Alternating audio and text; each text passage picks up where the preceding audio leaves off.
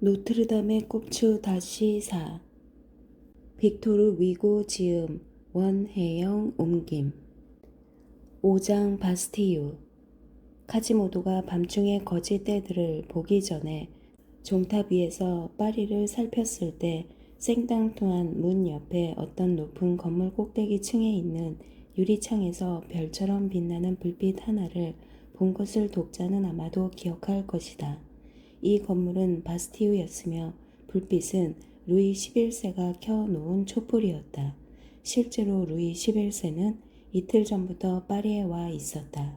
그는 다음날 떠날 예정이었다. 이날은 바스티유로 자러 왔었다. 루브르 궁에 있는 큰 방은 별로 마음에 들지 않았다. 이 중산 계급적인 왕은 작은 방 하나와 작은 침대 하나가 있는 바스티유를 더 좋아했다. 그리고 바스티유 궁은 루브르 궁보다 더 견고했다. 소득용 종이 1시간 전에 울렸고 밤이 왔다. 방 안의 테이블 위에 놓인 밀랍으로 만든 깜빡거리는 촛불 하나만이 5명의 사람을 밝혀주고 있었다. 첫 번째 사람은 반바지에 주홍색 바탕에 은색으로 줄무늬가 있는 상의를 멋지게 입은 영주였다. 그는 허리띠에 훌륭한 단도를 차고 있었다.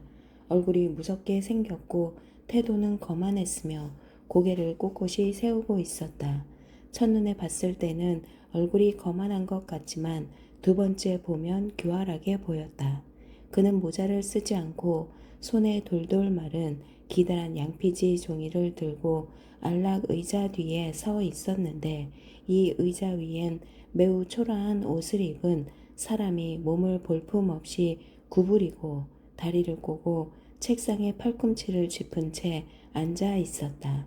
그는 바로 루이 11세였다. 그들과 조금 떨어진 곳에서 플랑드르식으로 재단된 옷을 입은 두 남자가 대화를 하고 있었다. 그들은 그랭구아르의 희곡 공연을 보고 있었던 플랑드르 사절단의 주요 멤버인 교무랭과 자프코프놀이었다. 마지막으로 방의 가장 안쪽 문 옆에 한 건장한 남자가 조각상처럼 움직이지 않고 서 있었는데 팔다리가 굵고 갑옷 위에 문장이 달려있는 겉옷을 입고 있었다. 왕 옆에 서 있는 관리는 일종의 기다란 계산서 같은 것을 읽고 있었는데 왕은 그것을 주의 깊게 듣고 있는 것 같았다. 바로 그 순간 왕이 격앙된 목소리로 말했다. 그대는 짐을 파산시키고 있군. 미쳤나 올리비에? 국왕과 황제처럼 대영주들 위에 군림하는 군주들은 왕실 안에 사치가 싹트게 해서는 안 되는 것이오. 왜냐하면 그 불이 왕실로부터 시골로 번지기 때문이오. 왕은 숨이 차서 잠시 말을 멈췄다가 격렬하게 다시 말을 이었다. 내 주위엔 내가 여위일수록 살찌는 사람들 밖에 없군. 그대들은 내 모든 털구멍으로 돈을 빨아먹고 있어. 모두 침묵했다. 바로 그 순간 문이 열리더니 새로운 인물이 방으로 뛰어들어 와서 공포에 떨며 외쳤다. 폐하, 폐하, 파리 시내에 밀란이 일어났습니다. 루이 11세의 준엄한 얼굴이 일그러졌지만 그는 자제했고 침착하고 엄격한 표정으로 말했다. 자크, 느닷없이 들어와서 무슨 말을 하는 건가? 폐하, 폐하, 폭동이 일어나고 있습니다. 자크가 헐떡거리며 말했다. 왕은 일어나서 그의 팔을 거칠게 잡고 격분하여 플랑드르 사람들을 곁눈질하면서 그에게만 들리도록 귀에 대고 말했다. 닥치고 있게 아니면 조용히 말하든지. 새로 들어온 사람은 왕의 말을 이해했고 낮은 목소리로 매우 무서운 보고를 하기 시작했는데 왕은 침착하게 듣고 있었다. 이 사람이 왕에게 약간의 설명을 해주자마자 루이 11세는 갑자기 웃음을 터뜨리면서 외쳤다. 정말인가? 크게 말하게 쿠악티에. 하지만 폐하, 크게 말하라니까. 쿠악티에는 너무 놀라서 말문이 막혔다. 그러니까 왕이 말을 이었다. 우리 파리시에서 민중폭동이 일어났다는 말이지. 네, 폐하. 그리고 민중들이 파리 최고 재판소의 원장에게로 몰려가고 있다는 말이지. 그런 것 같습니다. 쿠악티에가 말했다. 그런데 그들은 법원장에게 무슨 불만이라도 있는 건가? 아, 자크 쿠악티에가 말했다. 그가 그들의 영주 노릇을 한다고 합니다. 정말인가? 네, 폐하. 그들은 기적궁의 악당들입니다.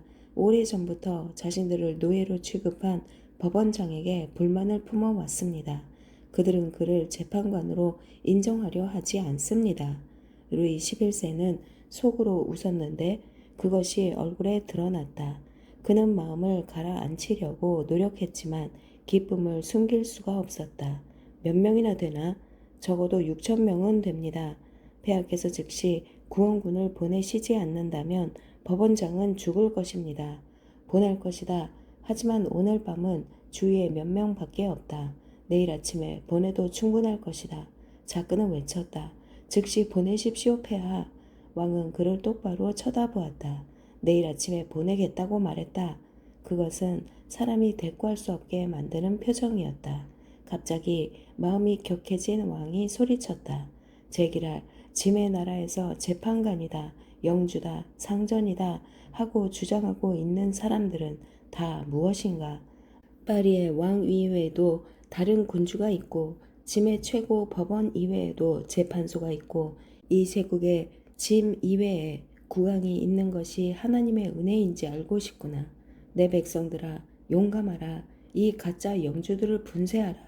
그들을 약탈하라. 그들의 목을 매달아라. 그는 갑자기 말을 멈추고 이미 거의 누설된 자기 생각을 도로 넣으려고 하는 듯 입술을 깨물었고 주위에 있는 5사람을 차례로 한 명씩 날카롭게 쳐다보고 말했다. 걱정 마시오. 법원장을 구하겠소. 불행히도 지금 이곳엔 그렇게 많은 민중에 대항해 싸울 군대가 거의 없소. 내일까지 기다려야만 하고 신의 명령을 내리고 잡히는 놈들은 즉시 교수해 버릴 것이오. 그런데 폐하, 쿠아티에가 말했다.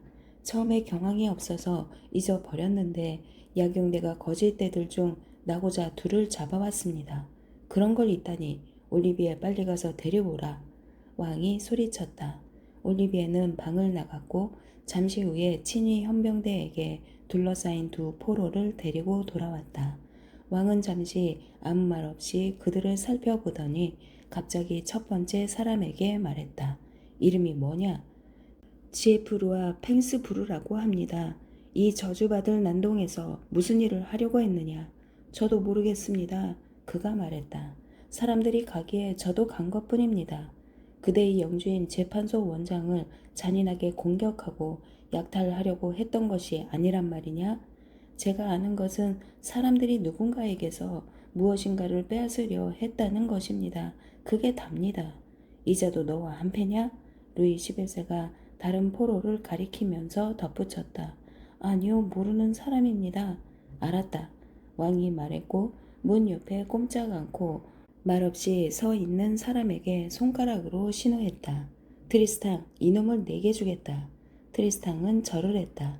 그는 2 헌병에게 낮은 목소리로 명령을 내렸고 그들은 이 불쌍한 거지를 끌고 나갔다. 그러는 동안에 왕은 2번째 포로에게 다가갔는데 그는 굵은 땀방울을 흘리고 있었다. 이름이 뭐냐? 폐하, 그랭구아르 이옵니다. 직업은 철학자입니다, 폐하. 이 악당아, 어떻게 감히 짐의 친구인 파리 재판소 원장을 공격했느냐? 아닙니다, 폐하. 실수가 있었습니다. 저는 거기를 지나는 길이었습니다. 저는 부당하게 체포됐습니다. 이번 시민 폭동에 대해서 저는 결백합니다. 폐하께 간절히 바라옵기는 닥쳐라. 왕이 말했다. 트리스탕이 앞으로 나와 그랭구아르를 가리키며 말했다. 폐하, 이자도 교수할까요? 흥, 안 될 거 없겠지. 왕이 대답했다. 바로 그 순간 우리의 철학자는 올리브보다 더 파래졌다. 그는 루이 11세의 발밑에 엎드려 절망에 빠진 몸짓을 하며 외쳤다. 폐하, 황송하지만 신의 말씀을 들어주소서. 폐하, 신과 같은 하찮은 것에 천둥을 치지 마소서. 폐하, 폐하께서는 존엄하시고 권력 있는 군주이시옵니다. 얼음 조각으로 불을 붙이게 하는 것보다도 반란을 선동하는 일이 더 힘든 이 가련한 사나이를 측은하게 여겨주십시오. 자비로우신 폐하, 온화함은 사자의 군왕의 미덕이옵니다. 신은 폐하의 충성스런 신하이옵니다. 그러므로 팔꿈치가 다 다른 신의 옷을 보시고 신을 선동자나 도둑놈으로 판단하지 마옵소서. 아, 신이 정말로 부자가 아닌 것은 사실입니다. 오히려 가난한 편이지요. 하지만 그렇다고 해서 나쁜 놈은 아닙니다. 가난한 것은 제 탓이 아닙니다. 폐하, 인자함은 다른 모든 미덕 앞에서 횃불을 들어줍니다. 자비로움은 인자함과 같은 것으로 신하들의 사랑을 얻게 하는데 신하들의 사랑은 군주의 가장 강력한 호위대가 됩니다. 이 땅에 신 같은 불쌍한 사람이 하나 더 있다고 해서 폐하께 무슨 상관이 있겠습니까? 게다가 폐하, 신은 문학자이옵니다.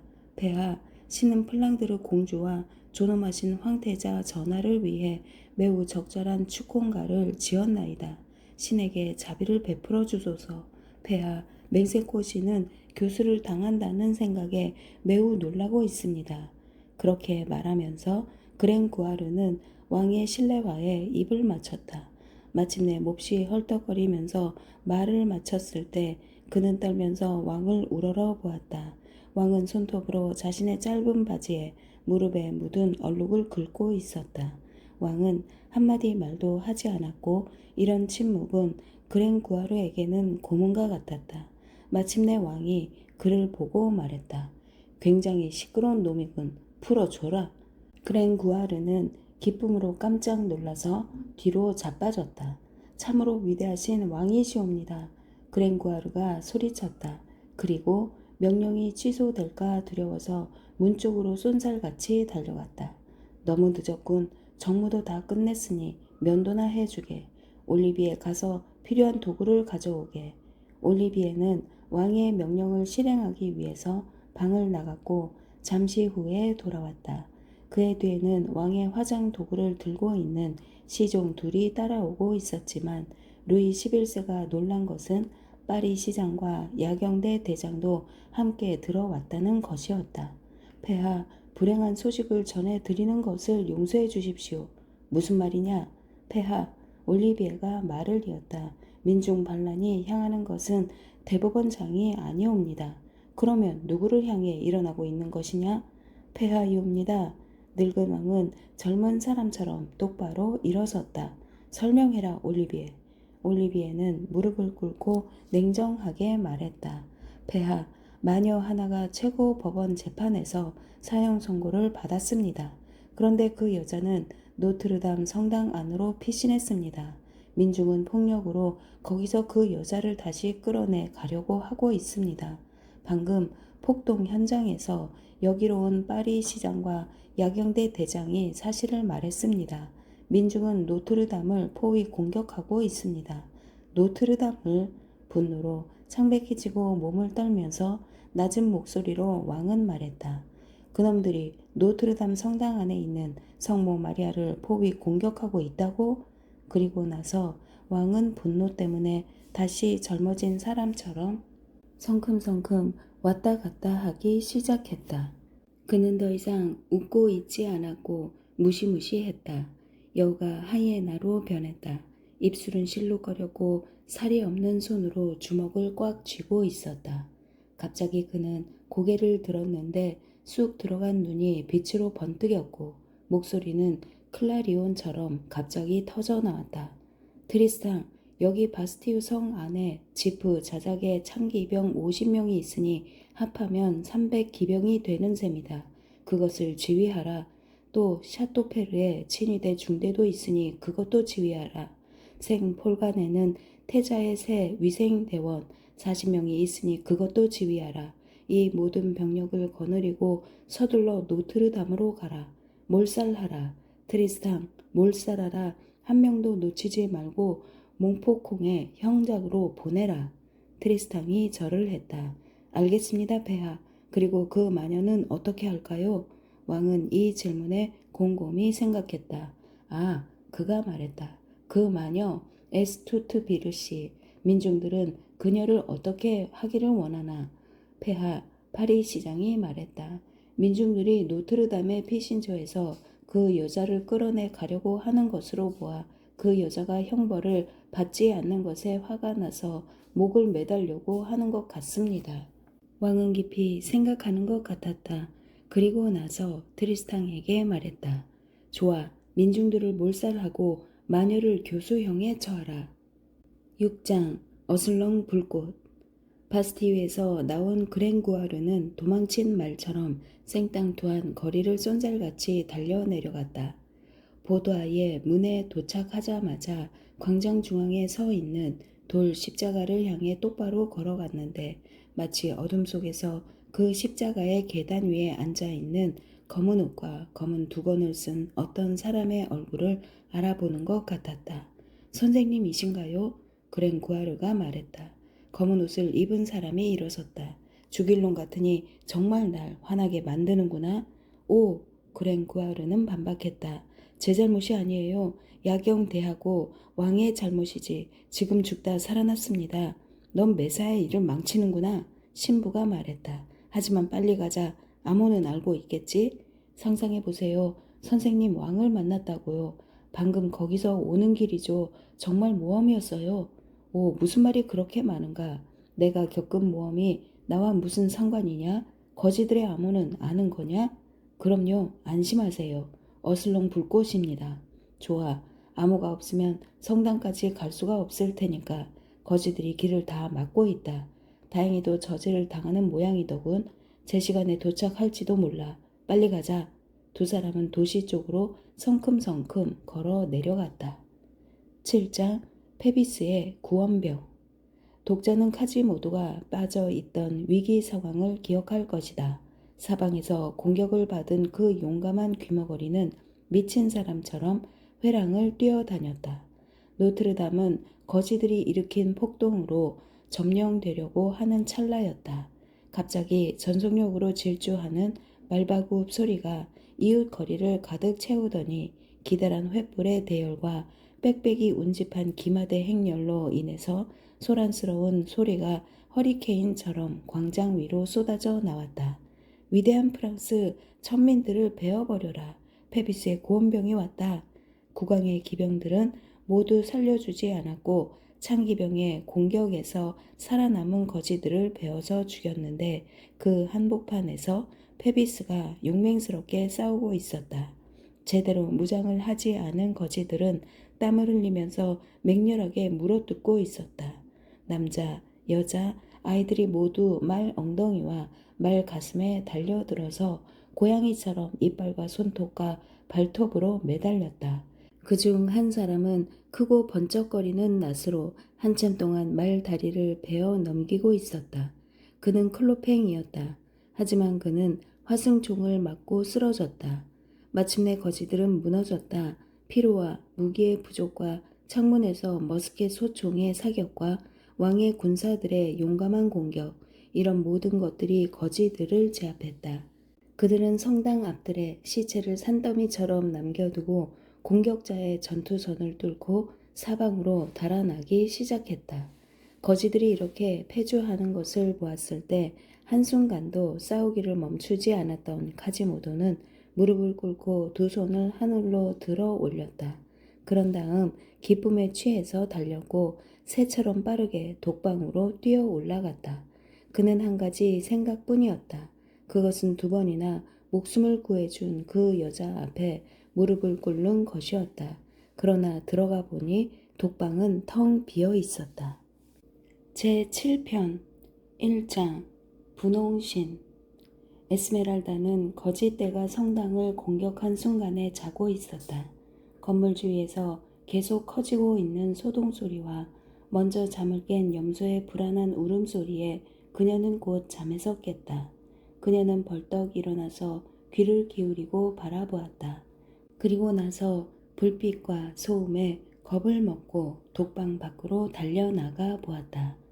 광장의 모습, 그 안에서 움직이고 있는 환영, 야습의 무질서한 상태, 무시무시한 군중들, 목신 사람들의 신음소리, 어둠 속에서 이리저리 왔다 갔다 하는 몇 개의 붉은 횃불, 이 모든 광경들이 그녀에게 마녀의 연회 같은 효과를 자아냈다. 그녀는 무서워서 독방으로 달려가 몸을 웅크렸다. 바로 그 순간 누군가가 다가오는 소리가 들렸다. 그녀는 돌아봤다. 두 남자가 방으로 들어왔다. 그녀는 나약한 비명을 질렀다. 두려워할 것 없어요. 그녀가 들어본 목소리는 말했다. 나예요. 누구죠? 그녀가 물었다. 그랭구아르. 이 이름을 듣고 그녀는 안심이 됐다. 그녀가 다시 한번 고개를 들어보니 정말로 그 시인이 맞았다. 하지만 그의 옆에 머리에서 발끝까지 검은색으로 가린 사람이 서 있었다. 당신과 함께 있는 사람은 누구죠? 집시 아가씨가 낮은 소리로 말했다. 안심해요. 그랭구아르가 대답했다. 내 친구예요, 아가씨. 당신은 지금 위험에 처해 있어요. 잘리도 그렇고요. 사람들이 당신을 다시 목 매달려고 해요. 우리는 당신의 친구라서 당신을 구하러 온 거예요. 우리를 따라와요. 사실이에요. 그녀는 두려워하며 외쳤다. 그럼요. 사실이고 말고요. 빨리 와요. 그런데 당신 친구는 왜 말을 하지 않죠? 그녀는 더듬거리며 말했다. 아, 그랭구아르가 말했다. 그의 부모님이 별난 사람들이라서 그를 과묵한 성격으로 키우셨기 때문이에요. 그녀는 이 설명에 만족할 수밖에 없었다. 그들은 신속하게 종탑의 계단을 내려갔고 성당을 가로질렀다. 그리고 테랭 쪽으로 난 문을 향해서 발걸음을 옮겼다. 검은 옷을 입은 남자가 가지고 있던 열쇠로 문을 열었다. 테랭에서는 폭도들의 소리가 그다지 시끄럽게 들리지 않았다. 그들은 테랭의 끝쪽으로 곧장 걸어갔다. 거기에는 작은 배가 숨겨져 있었다. 남자는 그랭구아르와 집시 아가씨에게 들어가라고 신호했다. 그리고 염소도 따라 들어갔다. 남자가 마지막으로 배에 올랐다.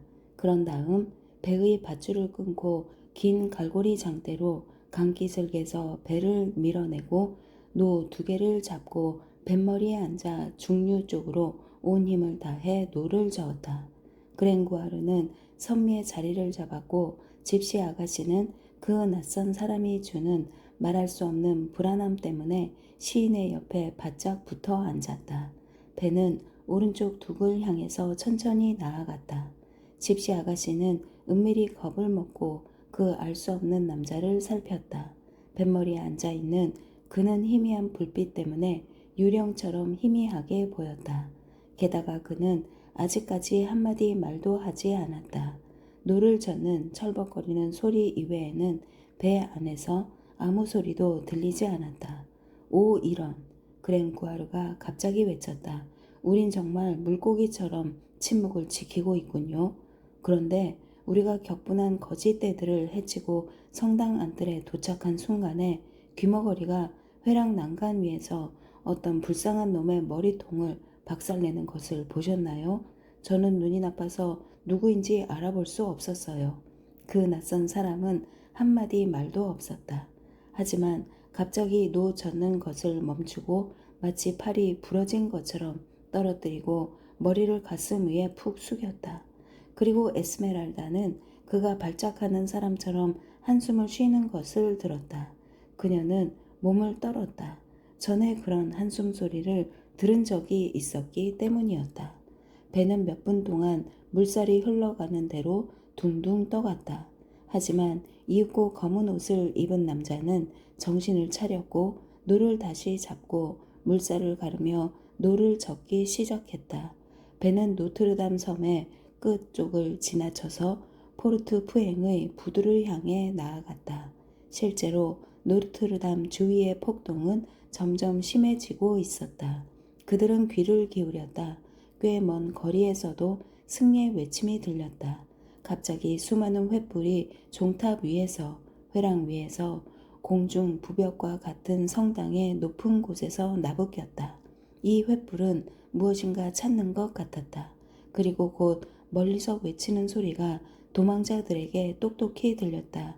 집시 계집을 찾아라. 마녀를 찾아라. 집시 계집을 찾아서 죽여라. 불쌍한 소녀는 두 손 위에 머리를 떨어뜨렸고 그 알 수 없는 남자는 강가 쪽으로 미친 듯이 노를 젓기 시작했다. 마침내 배가 땅에 닿았다. 알 수 없는 남자는 일어나서 집시 아가씨에게 다가가 팔을 잡고 내리는 것을 도와주려고 했다. 그녀는 그의 팔을 뿌리치고 그랭구아르의 소매에 매달렸다. 그런데 그랭구아르는 염소에 열중하고 있어서 거의 그녀를 뿌리치다시피 했다. 그때 그녀는 혼자 배에서 훌쩍 뛰어내렸다. 그녀는 너무나 걱정스러워서 자기가 무엇을 하고 있는지 어디로 가고 있는지 알지 못했다. 차츰 정신을 차렸을 때 그녀는 그 알 수 없는 남자와 단둘이 부두에 있다는 것을 알게 됐다. 그랭구아르는 배에서 내리는 순간을 이용해서 염소를 데리고 그르니의 거리로 슬쩍 빠져나간 것 같았다. 불쌍한 집시 아가씨는 이 남자와 단둘이 있게 된 것을 보고 무서워서 벌벌 떨었다. 그녀는 말하려고 소리치려고 했지만 입안의 혀가 굳어버려서 말을 할 수 없었다. 갑자기 낯선 남자의 손이 자신의 손 위에 놓이는 것을 느꼈다. 그 손은 강했고 차가웠다. 남자는 한마디 말도 하지 않았다. 그는 그녀의 손을 잡고 그레브 광장 쪽으로 올라가기 시작했다. 가끔 그녀는 힘을 조금 모아서 말했다. 당신은 누구죠? 그러나 그는 대답하지 않았다. 그들은 계속 부두를 따라 걷다가 마침내 꽤 넓은 광장에 도착했다. 그곳은 그레브 광장이었다. 광장 중앙에 일종의 까만 십자가가 똑바로 서 있는 것이 보였다. 그것은 교수대였다. 그녀는 이 모든 것을 알아보았고 자신이 어디에 있는지도 알았다. 그 남자는 걸음을 멈추고 그녀에게로 돌아서서 겉옷을 벗었다. 오, 그녀는 거의 화석처럼 굳어져서 말했다. 당신인 줄 알고 있었어. 그것은 신부였다. 잘 들어. 그가 그녀에게 말했다. 중요한 문제야. 너를 다시 교수형에 처하라는 최고 법원의 판결이 떨어졌어. 난 방금 그들의 손에서 너를 구했어. 하지만 그들은 아직도 너를 추격하고 있어. 보라고. 그는 시태 쪽으로 팔을 뻗었다. 정말로 추적이 계속되고 있는 것 같았다. 그들은 너를 계속 쫓고 있고 내가 거짓말하지 않는다는 걸 이젠 알겠지? 난 너를 온전히 구해줄 수 있어. 모든 것을 준비해놨어. 그리고 나서 그는 교수대로 똑바로 걸어가서 손가락으로 교수대를 가리켰다. 교수대와 나, 둘 중에 하나를 선택해. 그는 차갑게 말했다. 그녀가 말했다. 넌 살인자야. 신부는 격분해서 그녀를 끌어안고 가증스럽게 웃었다. 그래 맞다. 난 살인자야. 그가 말했다. 아가씨, 넌 죽거나 내 것이 되어야 해. 그의 눈이 음란과 분노로 번뜩였다. 그의 무시무시한 표정을 보고 그녀는 달아나려고 했다. 하지만 신부는 그녀를 흔들고 땅바닥에 쓰러뜨린 뒤에 그녀의 아름다운 손을 잡고 포석 위로 질질 끌면서 투르롤랑의 모퉁이를 향해 성큼성큼 걸어갔다. 거기에 도착하자마자 그는 그녀를 돌아보았다. 마지막으로 묻겠다. 내 것이 되겠냐? 그녀는 힘주어 말했다. 싫어. 그때 신부는 큰 소리로 외쳤다. 귀딜, 귀딜, 여기에 집시 계집이 있다. 마음껏 복수해라. 집시 아가씨는 갑자기 누가 팔꿈치를 잡는 것을 느꼈다. 그녀는 바라보았다. 뼈만 앙상한 팔 하나가 벽에 난 창문에서 뻗어나와 강철손처럼 자신을 붙들었다. 잘 붙들고 있어. 신부가 말했다. 탈출한 집시 계집이다. 놓으면 안 된다. 나는 가서 순경들을 데려오겠다. 이 계집이 교수형을 당하는 걸 보게 될 거야. 이 잔혹한 말에 목구멍에서 나오는 웃음소리가 벽 안쪽에서 대답했다. 하하하. 집시 아가씨는 그 아기에 찬 은둔자를 알아보았다. 공포로 헐떡거리면서 그녀는 빠져나가려고 했다. 그녀는 몸을 비틀었지만 상대방은 믿을 수 없을 정도의 엄청난 힘으로 그녀를 잡고 있었다. 내가 당신에게 무슨 일을 했다고 이러세요? 그녀는 거의 죽어가는 목소리로 말했다. 갑자기 은둔자가 외쳤다. 아, 내가 나에게 무슨 짓을 했냐고? 집시 계집아, 좋다. 들어봐. 나에게 아이가 있었다. 예쁜 딸이었지. 나의 아네스가. 그녀는 어둠 속에서 뭔가에 키스를 하면서 미친 듯이 짓거렸다. 그들이 내 아이를 훔쳐갔어. 그들이 내 아이를 잡아먹었어. 그것이 바로 내가 나한테 한 짓이야.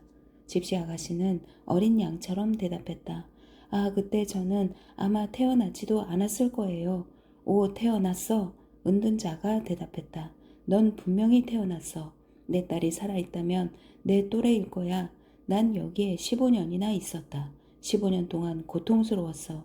15년 동안 기도했어. 내 아기를 잡아가서 잡아먹은 건 집시들이야. 하나님도 그것을 다 알고 계셔. 오늘은 내 차례야. 내가 집시 계집을 잡아먹을 거야. 오, 이 창살이 방해하지만 않는다면 너를 잘 물어뜯을 텐데. 그리고 나서 은자는 웃는 것인지 이를 가는 것인지 알 수 없는 소리를 냈다. 날이 밝아오기 시작했다. 교수대가 광장에서 점점 더 뚜렷하게 보였다. 반대쪽 노트르담 다리 방향에서 기마대가 다가오는 소리가 들리는 것 같다고 불쌍한 아가씨는 생각했다. 그녀는 두 손을 꽉 잡고 무릎을 꿇고 괴롭고 공포로 미칠 것 같아서 외쳤다. 아주머니, 자비를 베풀어 주세요. 그들이 오고 있어요. 전 아주머니에게 아무 짓도 하지 않았어요. 너무 무서워요. 절 풀어주세요. 이렇게 죽긴 싫어요. 내 아기를 돌려줘. 은둔자가 말했다. 아, 집시 아가씨는 중얼거렸다.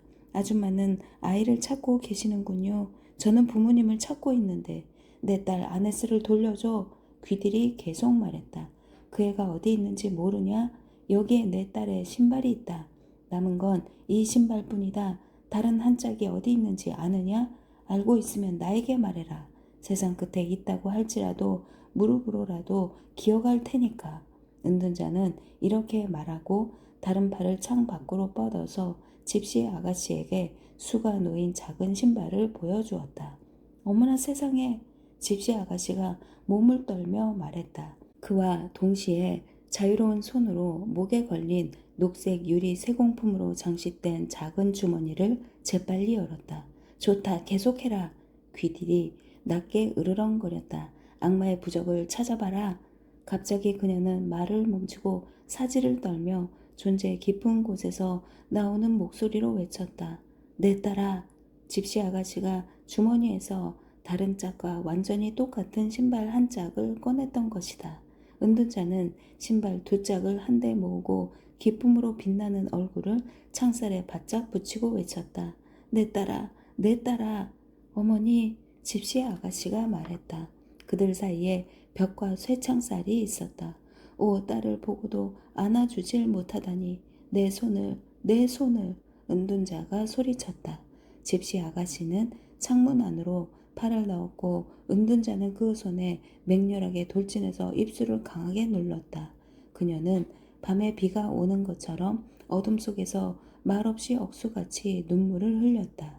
갑자기 은둔자가 일어서더니 독방의 구석으로 가서 베개로 사용하는 커다란 포석돌을 가져왔고 온 힘을 다해 쇠창살에 던졌다.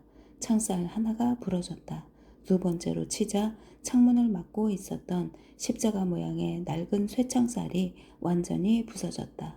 그리고 나서 그녀는 두 손으로 창살의 녹이 쓴 남은 부분을 부숴서 제거했다. 통로가 열리자 은둔자는 즉시 딸의 허리를 잡고 독방으로 끌어내렸다. 내가 지옥으로 끌어올려주마. 그녀는 중얼거렸다.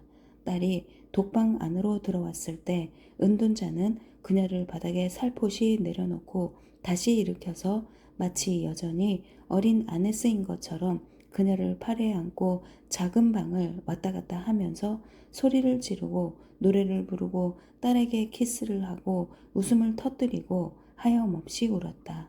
내 딸, 내 딸. 그녀는 외쳤다. 딸을 찾다니 얼마나 아름다운지. 하나님, 이렇게 아름다운 딸을 다시 저에게 주시려고 15년이나 기다리게 하셨던 거군요. 그때 집시 여자들이 내 딸을 잡아먹지 않았구나. 그래서 내가 지나갈 때마다 심장이 뛰었던 거였구나. 날 용서해라. 아네스야, 용서해라. 넌 내가 매우 사악하다고 생각했었지? 너를 사랑한다. 목에 여전히 흉터가 있니? 어디 보자. 여전히 있구나. 오, 참 아름답구나.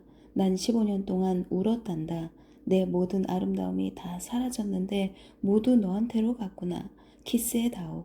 은둔자는 손으로 그녀의 비단 같은 머리카락을 쓰다듬고 발과 무릎과 눈썹과 눈에 키스를 하며 모든 것에 미칠 듯이 기뻐했다. 집시 아가씨는 그녀가 하는 대로 내버려 두었고 이따금 매우 낮고 한없이 부드러운 목소리로 어머니를 되풀이했다. 그 순간 무게가 철거덩 하는 소리와 말발굽 소리가 독방에 울려 퍼졌는데 그것은 노트르담 다리에서 오는 것 같았다. 집시 아가씨는 비통해하며 자루 수녀의 품으로 몸을 던졌다.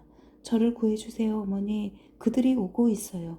오, 이런, 무슨 말을 하는 거냐. 깜빡 잊고 있었구나. 넌 쫓기는 몸이었지. 무슨 짓을 저질렀니? 모르겠어요. 불쌍한 아가씨가 대답했다. 하지만 전 사형 선고를 받았어요. 사형 선고라고? 마치 번개를 맞은 것처럼 비틀거리며 귀딜이 말했다.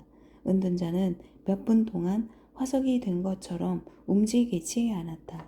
그리고 나서 의아하다는 듯이 머리를 갸우뚱하더니 갑자기 웃음을 터뜨렸다.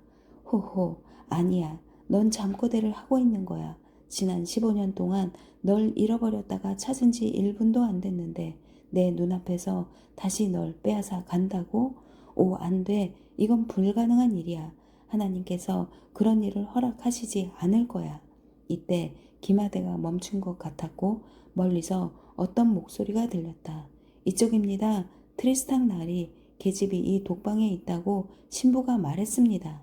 은둔자는 절망적인 비명을 지르면서 벌떡 일어났다.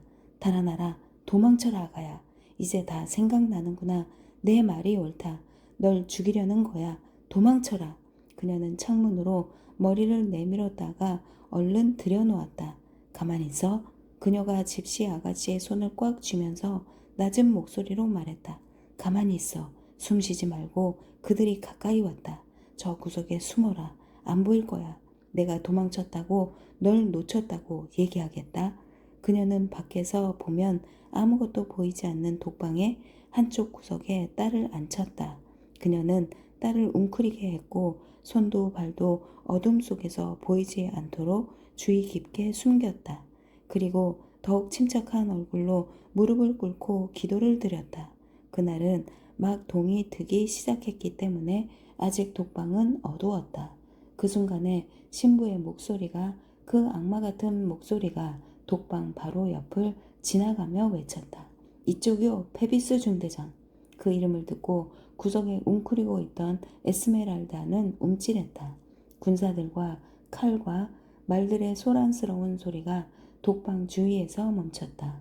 어머니는 재빨리 일어나서 창문을 막기 위해 그 앞으로 가서 섰다. 그녀는 무장한 수많은 군사들이 그레브 광장에 정렬한 것을 보았다. 지휘관이 말에서 내려 그녀에게 다가왔다. 높아, 이 남자가 말했다. 우리는 교수형을 시킬 마녀를 찾고 있다. 그 마녀를 내가 맡고 있다고 들었다.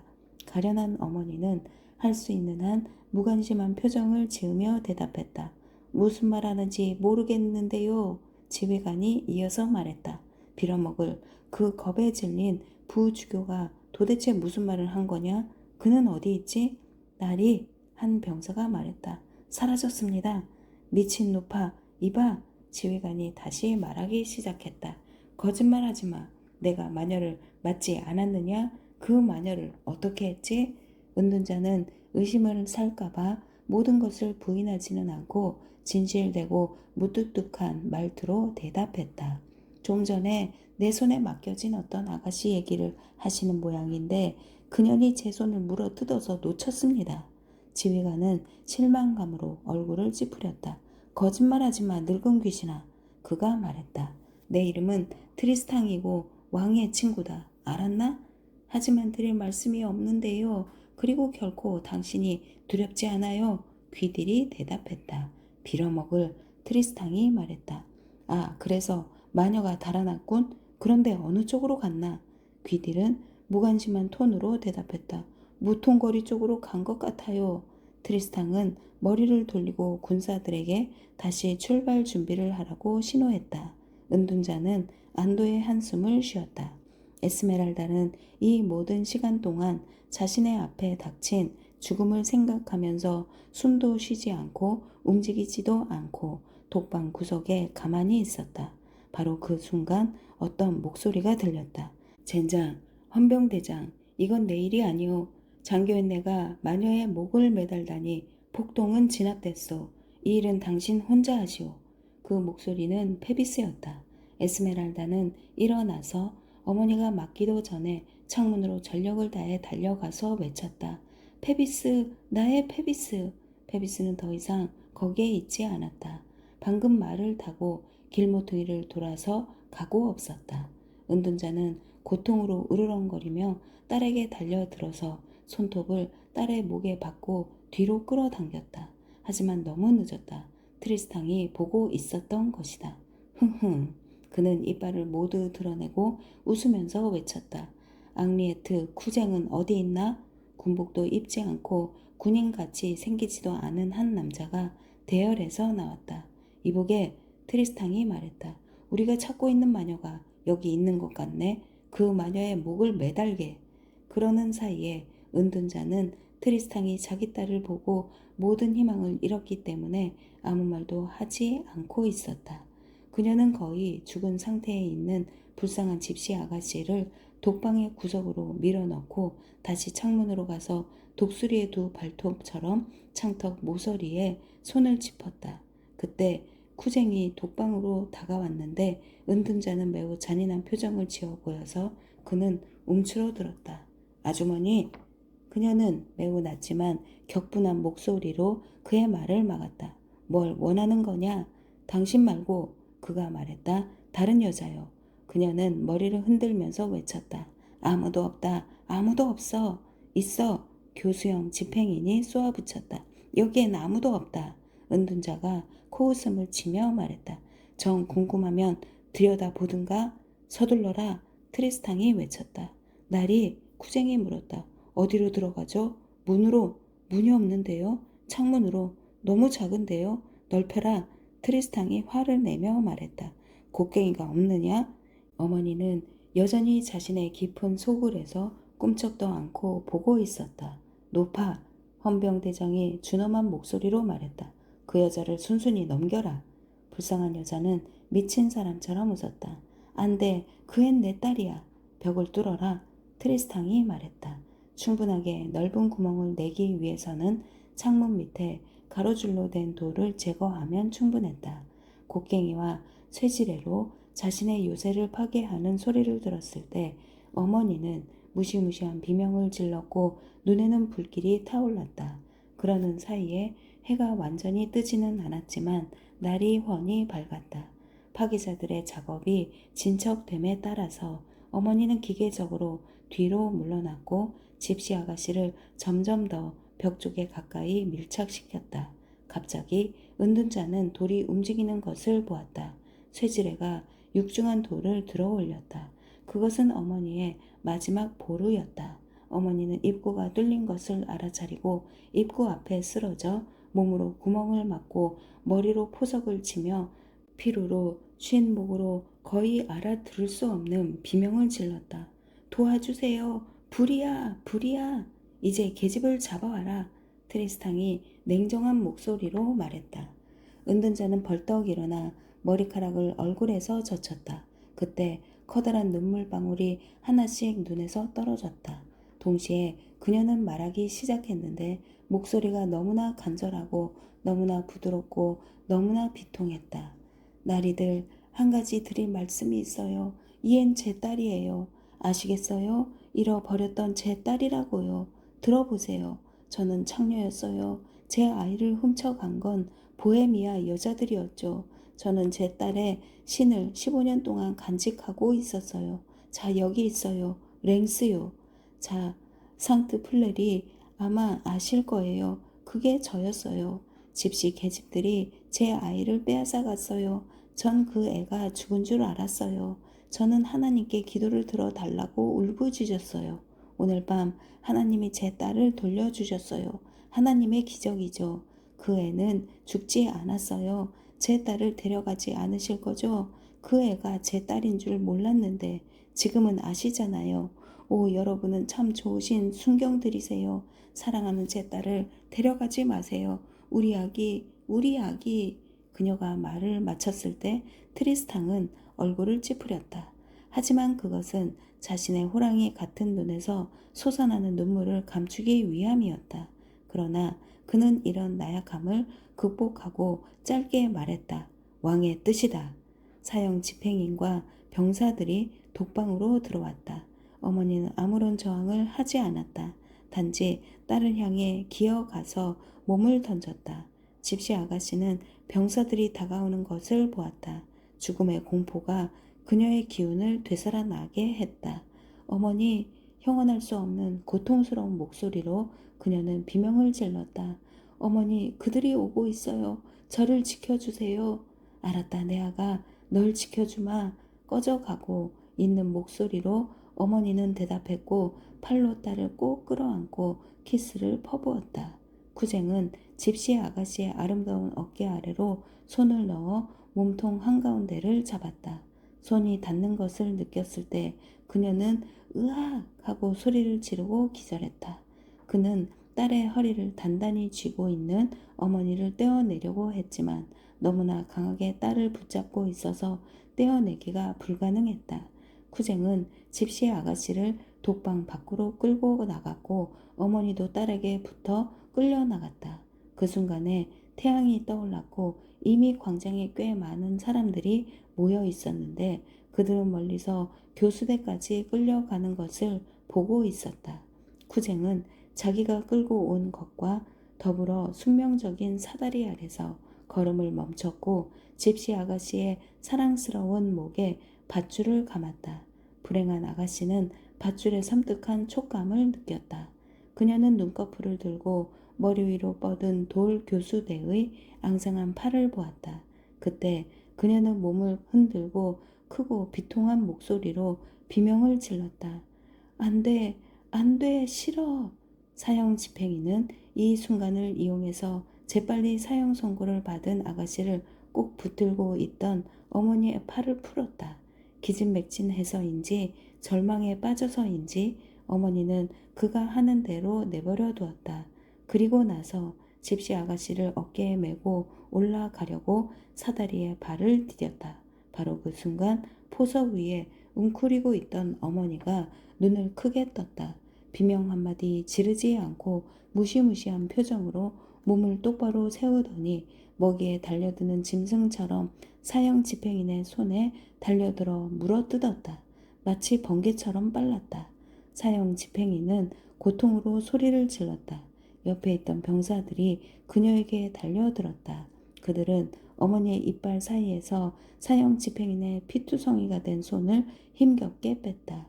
그들은 그녀를 무자비하게 뒤로 밀쳤고 그녀의 머리가 포석 위로 심하게 떨어지는 것을 보았다. 병사들은 그녀를 다시 일으켰지만 그녀는 다시 쓰러졌다.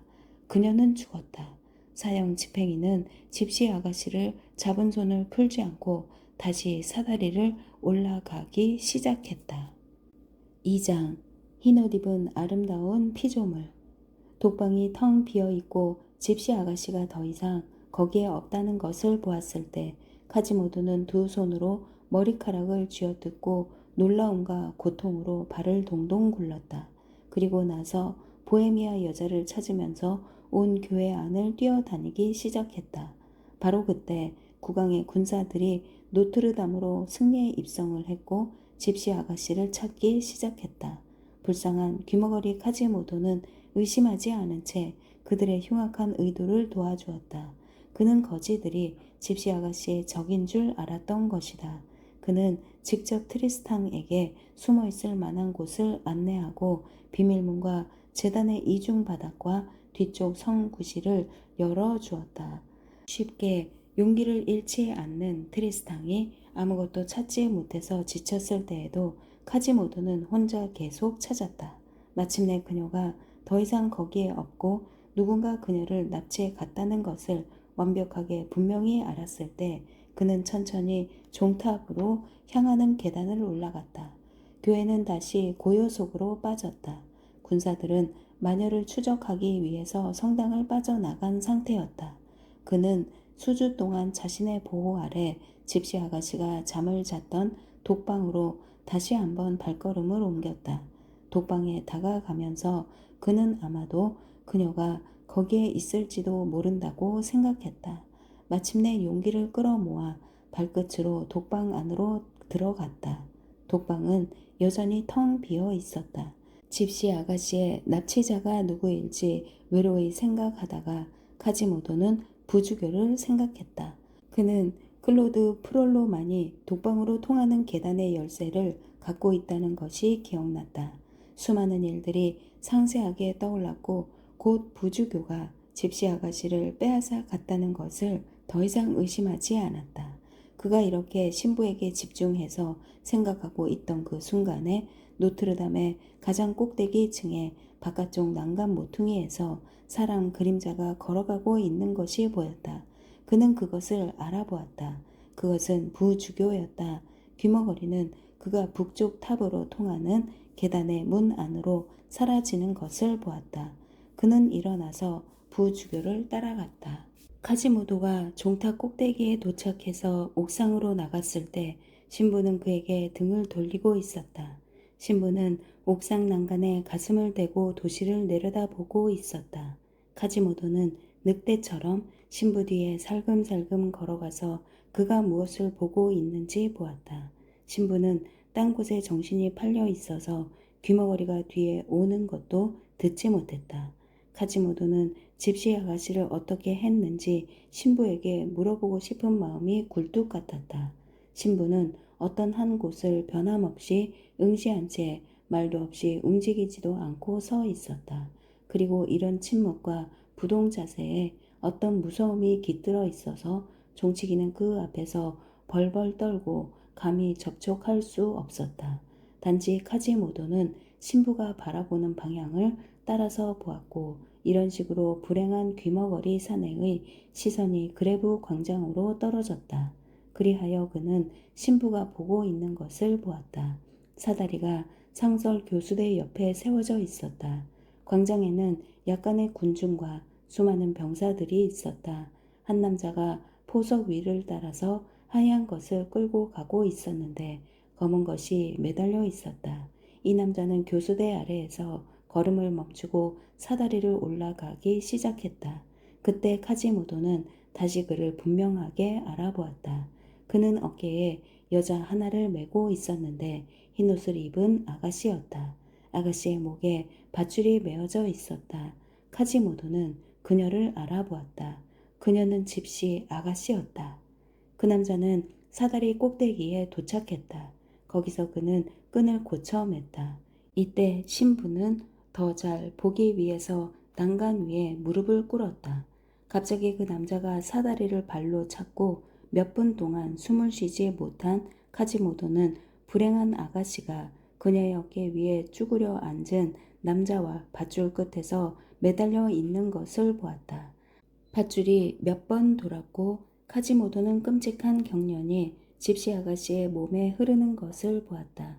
신부는 목을 길게 빼고 머리에서 눈이 튀어나올 정도로 이 끔찍한 장면을 보고 있었다. 가장 무시무시한 순간에 악마의 웃음이 인간이 더 이상 인간이 아닐 때 내는 웃음이 신부의 흑빛 얼굴에서 터져나왔다. 웃음소리가 들리지 않았지만 카지모도는 그것을 보았다. 종치기는 부주교에게서 뒤로 몇 걸음 물러난 다음 격분해서 갑자기 그에게 달려들었고 커다란 손으로 클로드 프롤로가 기대서 내려다보고 있던 시면 아래로 그의 등을 밀어 떨어뜨렸다. 부주교는 제기랄이라고 비명을 지르고 떨어졌다. 카지모도는 그가 떨어지는 것을 보았다. 신부는 떨어지다가 배수관에 걸렸다. 그의 밑으로 까마득한 시면이 있었다. 부주교는 다시 올라가려고 매우 애를 쓰면서 배수관 위에서 버둥거렸지만 화강암 위에서 잡을 데가 없었다. 카지모도가 손을 뻗어 이 시면에서 끌어올려 주기만 하면 됐지만 그는 심지어 자신을 쳐다보지도 않았다. 그는 그레브 광장을 보고 있었다. 그는 교수대를 보고 있었다. 그는 집시 아가씨를 보고 있었다.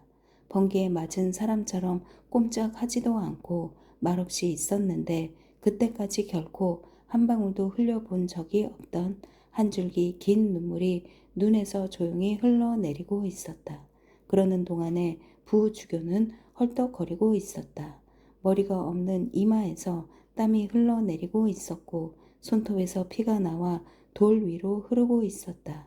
움직일 때마다 배수관에 걸린 법의가 갈라지고 찢어지는 소리가 났다. 설상가상으로 배수관의 끝이 납으로 만든 관으로 되어 있어서 그의 몸무게 때문에 구부러졌다. 부주교는 관이 서서히 구부러지는 것을 느꼈다.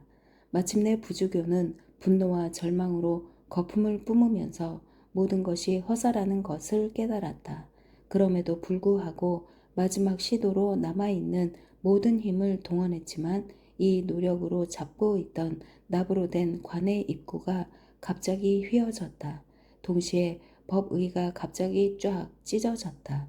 그때 자기를 받쳐주고 있는 것은 단지 뻣뻣해지고 힘이 빠져가는 손이었고 그 밖의 모든 것은 자기 밑으로 무너지는 느낌이 든 이 불행한 남자는 눈을 감고 배수관을 놓았다.